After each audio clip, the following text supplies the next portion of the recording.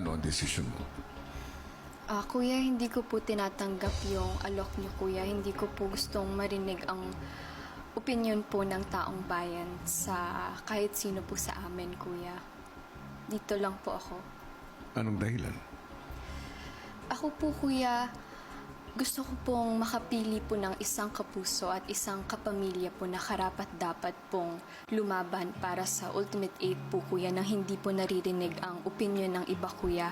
Pati na rin po ang opinion sa akin, kuya, dahil mas importante po yung pakikisama ko sa kanila dahil alam ko pong mas kilala ko po sila, kuya, dahil nakasama ko po sila sa isang bahay, kuya.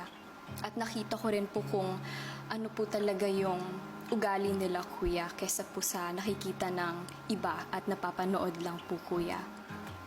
Natatakot ka ba na malaman kung ano ang tingin sa'yo ng taong bayan?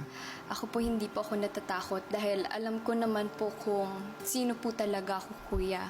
At kung ano po yung mga intensyon ko na mabubuti po, kuya. Ang salitang pinanghahawakan mo sa taong ito ay ang paglago.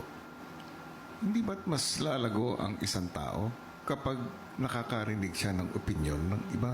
Yung paglago po na gusto ko mangyari ay through experience po, kuya. Hindi po yung paglago na manggagaling po sa ibang tao o opinion po ng ibang tao, kuya. Yung sarili ko pong mistakes, kuya. Naiintindihan ko, Caprice. Salamat po, kuya.